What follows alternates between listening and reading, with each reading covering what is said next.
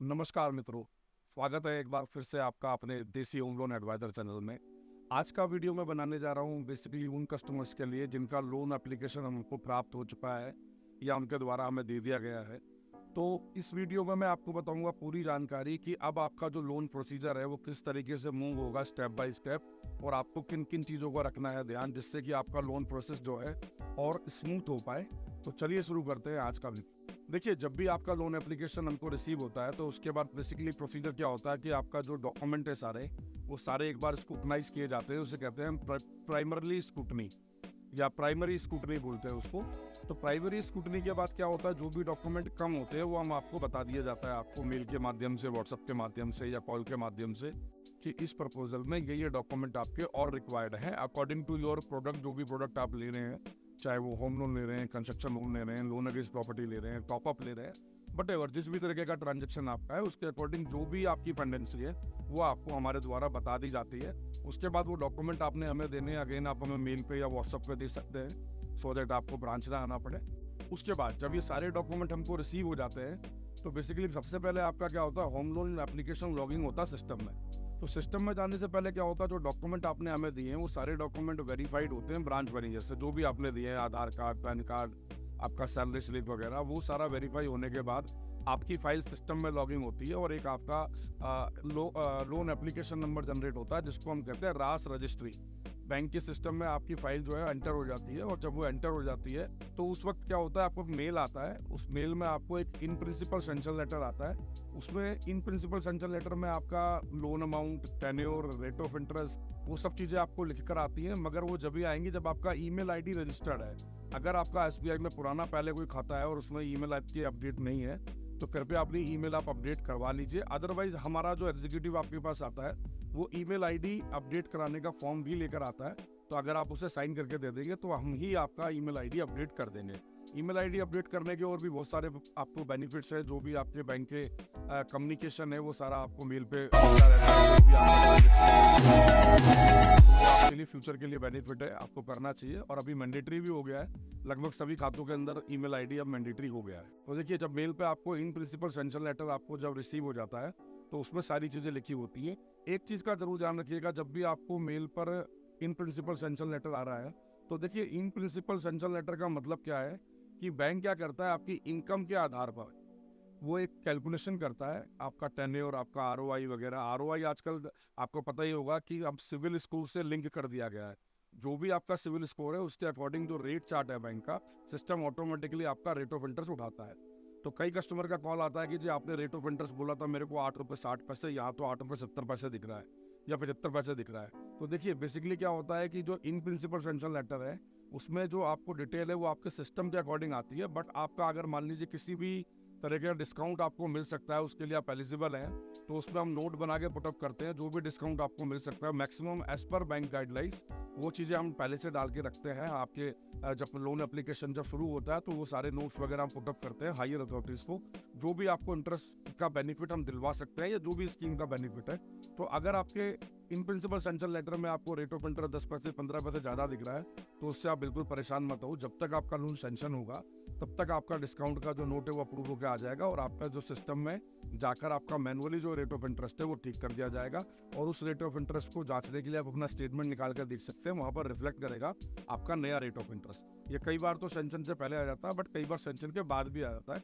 कुछ केसों में कई बार टाइम ज़्यादा लग जाता है, जो हायर अथॉरिटी के अप्रूवल्स होते हैं। तो ऐसे में ऐसा हो सकता है कि लोन आपका डिसबर्स हो गया हो तो उसके 2 दिन 4 दिन बाद भी आ जाता है, और जिस दिन वो आएगा उस दिन से ही वो इफेक्टिव होगा।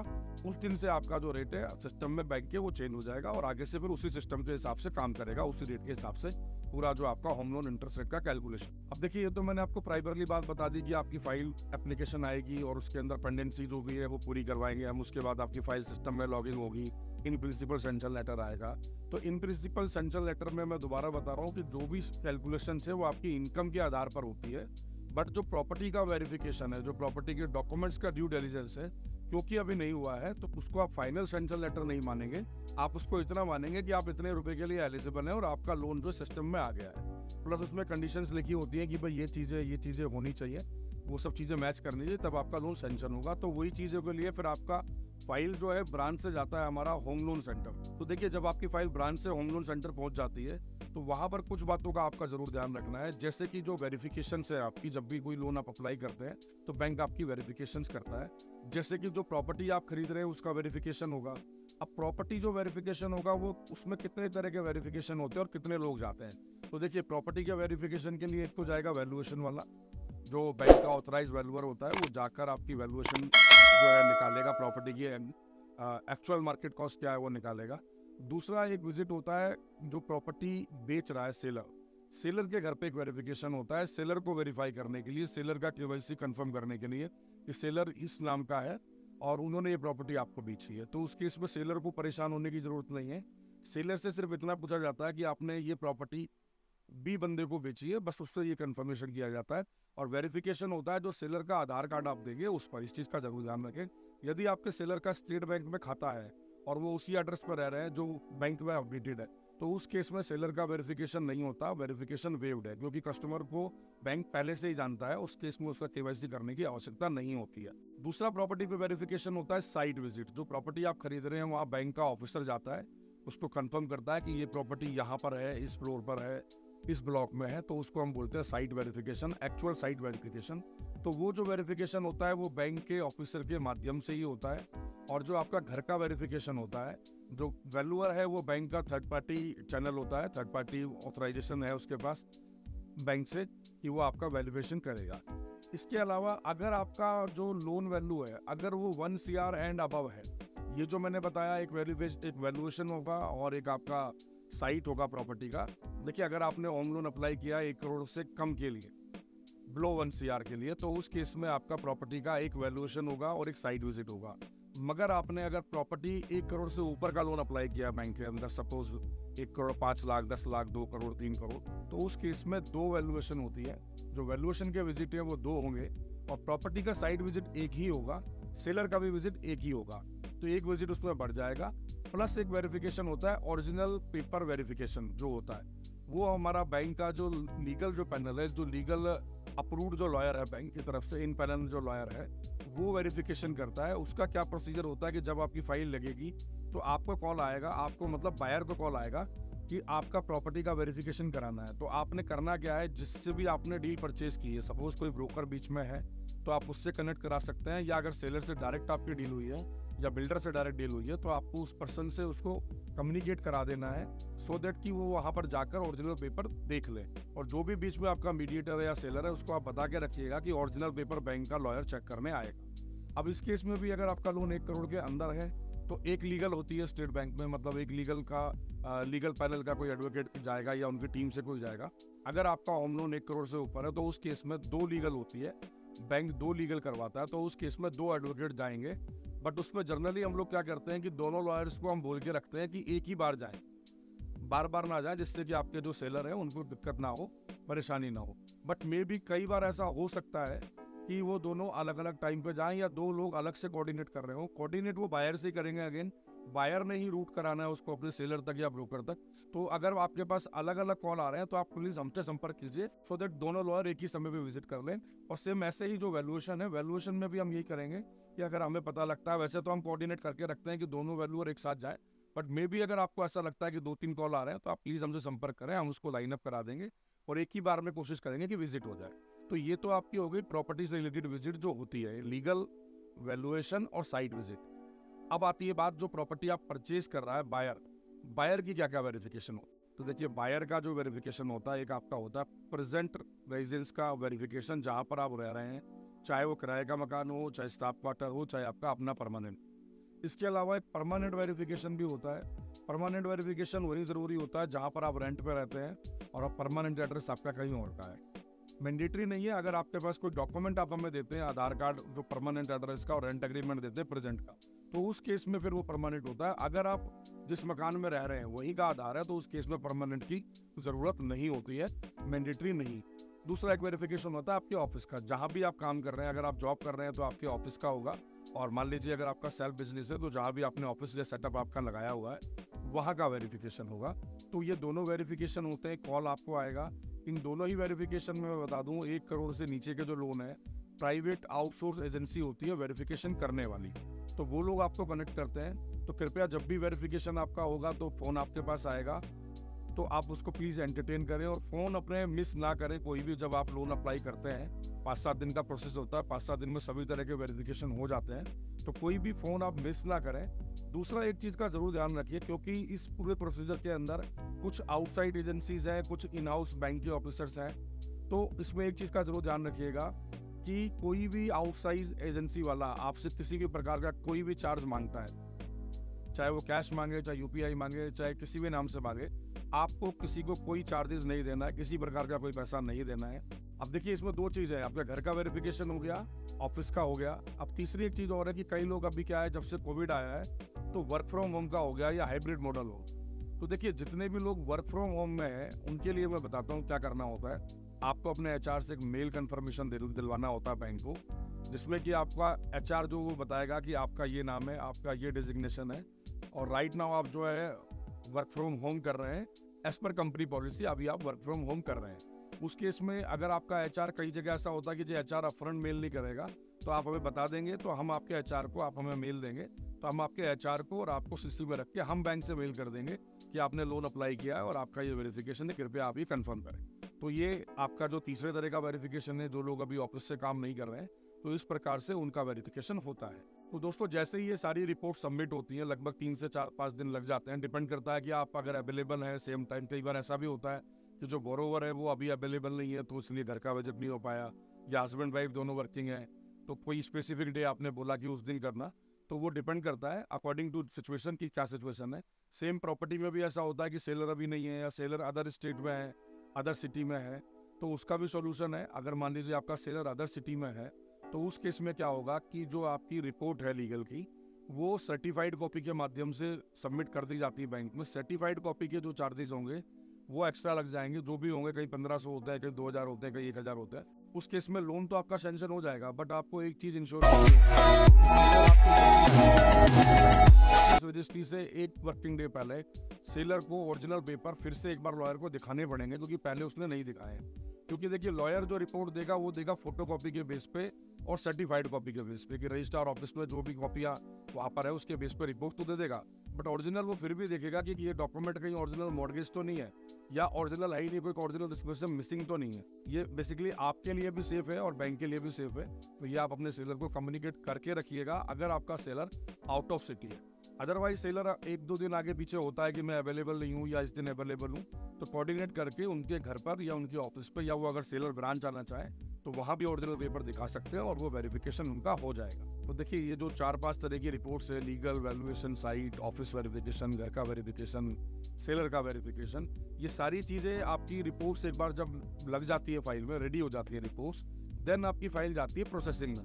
अब प्रोसेसिंग का देखिए क्या रोल होता है। प्रोसेसिंग अगेन उसको एक बार देखता है कि जो भी चीज़ें हैं उसके अंदर, वो चीज़ें सारी लाइनअप करके, अगर वहाँ पर कोई डॉक्यूमेंट उन्हें कम लगता है, रिक्वायर्ड लगता है, या कई बार ऐसा होता है कि कोई पेपर हमने आपसे मांगा बट वो अवेटेड है 2 दिन में, 4 दिन में, 5 दिन में, और तब तक फाइल आपकी प्रोसेसिंग में पहुंच गई, तो अगेन वो पेपर आपसे मांगेगा, या फिर उसकी जो भी ऑब्जर्वेशन है वो आपसे एक बार बात कर सकता है, मेल के माध्यम से, कॉल के माध्यम से। जनरली वो हमें कम्युनिकेट करते हैं और हम आपको कम्युनिकेट करते हैं, बट डायरेक्टली भी आपको कॉल आ सकता है। तो उस चीज़ के लिए आप प्रिपेयर रहिए कि अगर कोई कॉल आता है तो आप उसको ठीक से एंटरटेन कर पाए, और जो भी रिक्वायर्ड डॉक्यूमेंट है या जो भी वो जानना चाहते हैं उनको आप अकॉर्डिंगली बता पाए। एक बार जब आपकी फाइल प्रोसेस हो जाती है तो फाइनली जाता है वो सेंचरिंग में। सेंचरिंग में जनरली चीफ मैनेजर की पावर होती है, तो चीफ मैनेजर साहब उसको देखेंगे या मैडम देखेंगी। अगर उनका कोई ऑब्जर्वेशन है या उनसे कोई बात करनी है, आपसे पूछना है, तो वो आपसे बात कर सकते हैं या पूछ सकते हैं। अदरवाइज आपको सेंक्शन लेटर आपको इशू कर दिया जाता है, बैंक आपका लोन सेंक्शन कर देता है। सेंक्शन करने के बाद अब आगे आपको क्या करना होता है। सेंक्शन लेटर आपको मिल गया, अब आगे का क्या प्रोसीजर है ये भी आपको मैं बता देता हूँ। तो देखिए लोन सेंक्शन होने के बाद आपको एक मेल भी आता है। जनरली मेल कई बार 1-2 दिन डिले हो सकता है। हमारी टीम क्या करती है, जैसे लोन आपका सेंक्शन होता है, कोशिश होती है कि same time within 20 minutes 50 minutes हम सेंक्शन लेटर आपको व्हाट्सएप पे शेयर कर देते हैं, और आगे का जो प्रोसीजर है वो हम कस्टमर को बताते हैं, आपको बताते हैं। तो वो प्रोसीजर क्या है कि सेंक्शन लेटर आपको मिल गया, चाहे मेल के माध्यम से मिल गया, चाहे व्हाट्सएप के माध्यम से मिल गया, तो जिस भी टाइप का आपका ट्रांजेक्शन है, सपोज आप एक रीसेल प्रॉपर्टी ले रहे हैं, या डायरेक्ट एक अलॉटमेंट ले रहे हैं डीडीए से, या जीडीए से ले रहे हैं, या बिल्डर से ले रहे हैं, या मान लीजिए आपने कंस्ट्रक्शन लोन लिया है, या आपने टॉपअप लोन लिया है, या आप प्लॉट परचेज कर रहे हैं, तो जिस भी तरीके का आपका ट्रांजेक्शन है उसके अकॉर्डिंग जो रिक्वायर्ड डॉक्यूमेंट आपके होते हैं, जो आपको लेकर आने होते हैं आरएससीपीसी में लोन सेंटर के अंदर, तब आपको डॉक्यूमेंट सबमिट करने होते हैं। वो डॉक्यूमेंट क्या क्या होते हैं, वो डॉक्यूमेंट का चेकलिस्ट मैं आपको डिस्क्रिप्शन में दे दूंगा, क्योंकि हर टाइप के ट्रांजेक्शन के लिए अलग डॉक्यूमेंट आएगा, तो वो सारा उसमें दे दिया जाएगा। मोटी मोटी चीज़ आपको बता देता हूँ जो आपको कैरी करनी होती है। 4 से 5 आपको सैलरी अकाउंट के चेक रखने होते हैं अपने पास, जिस भी अकाउंट से आप EMI देना चाहते हैं। बेटर ऑप्शन है कि आप स्टेट बैंक से EMI दें, अगर आपका खाता है तो। बेसिक सैलरी खाता है या नहीं है, तो अगर आप स्टेट बैंक से देते हैं तो ज़्यादा बेहतर है। अदरवाइज आप जिस भी बैंक से देना चाहते हैं उसके 4 से 5 चेक आपके पास होने चाहिए। कितने भी होंगे बराबर है, 1 है, 2 है या 2 से ज़्यादा है। सबको अपना pan card, Aadhaar card original लेकर आना है। इसके अलावा जो ओरिजिनल एग्रीमेंट टू सेल है, जो प्रॉपर्टी आप परचेज कर रहे हो, वो बैंक में आपको लेकर आना होता है। इसके अलावा जो मार्जिन अमाउंट आपने पे किया है अपने सेलर को, सपोज आपने प्रॉपर्टी 40 लाख की ली, लोन 20 लाख लिया, तो 20 लाख आपका मार्जिन है। तो वो जो मार्जिन आपने पे किया है, वो मार्जिन पे करके आपको बैंक में उसका स्टेटमेंट शो करना है कि ये मैं दे चुका हूँ। अगर मान लीजिए आप अभी नहीं दे चुके हैं, 20 लाख देना था लेकिन अभी आपने 5 लाख ही दिया है, 15 लाख नहीं दिया है, तो उस केस में वो 15 लाख रुपए आपके सेविंग अकाउंट में या किसी अकाउंट में होने चाहिए, जिससे बैंक ये इंश्योर कर सके कि मार्जिन आपके पास है या आपका मार्जिन रेडी है। तो इस चीज़ का जरूर ध्यान रखें। स्टेट बैंक से ही EMI देने की सलाह हम को देते हैं, क्योंकि जनरली क्या है, स्टेट बैंक से अगर आप EMI देते हैं तो उसका बेनिफिट क्या है कि एक तो कभी भी आपका EMI बाउंस नहीं होगा या कुछ भी नहीं होगा। जनरली जब हम प्राइवेट बैंक का या अदर बैंक का देते हैं तो हम क्या करते हैं, आप जो हमें देते हैं चेक, हम उसको आपके बैंक को भेजते हैं, और वो बैंक कई बार क्या होता है उसमें टाइम ज़्यादा लगा देता है, या किसी रीजन से अगर वो रिजेक्ट हो जाता है तो आपको EMI बाउंस के मैसेज वगैरह आने शुरू हो जाते हैं, और फिर वहाँ पर कहीं ना कहीं आपको 2 बार 1 बार कॉल करना पड़ता है या ब्रांच जाना पड़ता है। तो उस केस में अगर आप SBI में रखते हैं खाता अपना सेविंग अकाउंट तो बहुत अच्छी बात है। और SBI अकाउंट हम लोग खोलते भी हैं, कोई उसमें बैलेंस मेंटेन का ऐसा कुछ नहीं है, 0 बैलेंस पे खुलता है। अगर आपका SBI में खाता नहीं है तो हम आपका SBI में सेविंग अकाउंट भी ओपन कर देते हैं। 0 बैलेंस पे है, नेट बैंकिंग मिलेगा आपको, उसका बेनिफिट है कि आपको इंटरेस्ट सर्टिफिकेट हो गया, होम लोन अकाउंट स्टेटमेंट हो गया, कभी आपने कुछ एक्स्ट्रा रीपेमेंट किया वो सारा आपको शो करता रहेगा। और अदर भी अगर SBI या कोई प्रोडक्ट आपने लिया हुआ है, सपोज करंट अकाउंट है या कोई आपने FD कराई हुई है या आपने कोई इंश्योरेंस कराया हुआ है, तो वो सारी चीज़ें आपको हमारे SBI के योनो ऐप में मिल जाती है। तो काफ़ी ईजी हो जाता है, मतलब बार बार आपको कम्युनिकेट नहीं करना होता ब्रांच। बट फिर भी अगर आप चाहते हैं कि आप नहीं खोलना चाहते हैं तो कोई इशू नहीं है, मैंडेटरी नहीं है। तो देखिए ये तो वो डॉक्यूमेंट है जो आपको लाने होते हैं as a buyer, pan card, Aadhaar card, आपका मार्जिन जो आपने पे किया उसका स्टेटमेंट और ओरिजिनल एग्रीमेंट टू सेल। अब इसके अलावा कुछ पेपर देखिए अलग अलग ट्रांजेक्शन में अलग अलग तरीके से होते हैं, तो बात कर लेता हूँ। मान लीजिए आप रीसेल में कोई प्रॉपर्टी परचेस कर रहे हैं, तो रीसेल वाली प्रॉपर्टी में इतने ही डॉक्यूमेंट आएंगे। एक चीज़ और आपको बता दूँ, अगर आपकी डील 50 लाख से ऊपर है तो 1% TDS भी आपको उसका एक्नॉलेजमेंट लाना होता है जब आपका लोन डॉक्यूमेंटेशन के लिए आप आते हैं। 1% ऑफ TDS 50 लाख से ऊपर की प्रॉपर्टी पे लगता है। अगर आपका सेलर जो है वो इंडियन रेजिडेंस है, अगर वो NRI है तो उस केस में 22 से 24-25% तक लगता है। तो उसके लिए मैंने एक डेडिकेटेड वीडियो बनाया हुआ है, वो आप देख सकते हैं। नीचे लिंक में उसका मैं नीचे डिस्क्रिप्शन में मैं उसका लिंक दे दूंगा, वो वीडियो आप देख सकते हैं पूरा। और इसके अलावा जब आप लोन एग्रीमेंट साइन करने आते हैं तो जनरली दिल्ली NCR की बात कर रहा हूँ मैं अभी, बट अदर स्टेट में अलग अलग चार्जेस होते हैं। आपकी कुछ मॉर्गेज चार्जेस होते हैं जिसमें तो स्टैम्प ड्यूटी लगती है बैंक की। तो बेसिकली मैं आपको दिल्ली, गुड़गांव, फरीदाबाद के लिए बता रहा हूँ कि आपका 800-900 रुपये के स्टैम्प पेपर आते हैं अप्रॉक्स, तो वो आपको परचेज करने होते हैं। वो भी आपको बेसिकली बैंक में प्रोवाइड करा दिए जाते हैं। जो भी वेंडर है हम उसको बोल देते हैं, वो आपको वहीं प्रोवाइड करा देगा। उसके चार्जेस आपको पे करने होते हैं, जो भी 700, 800, 900 जो भी चार्जेस है, जिसमें कि उसके लाने के भी चार्जेस इंक्लूड होते हैं। इसके अलावा दोस्तों जब आपका डॉक्यूमेंटेशन साइन हो जाता है तो आपका डिसबर्समेंट हो जाता है। डिसबर्समेंट होते ही DD आपका बन जाता है, पे ऑर्डर आपका बन जाता है, तो उसकी फोटो आपको शेयर कर दी जाती है सो दैट जो आपकी रजिस्ट्री वगैरह होनी है तो उसमें आप उसको मेंशन करा सकें।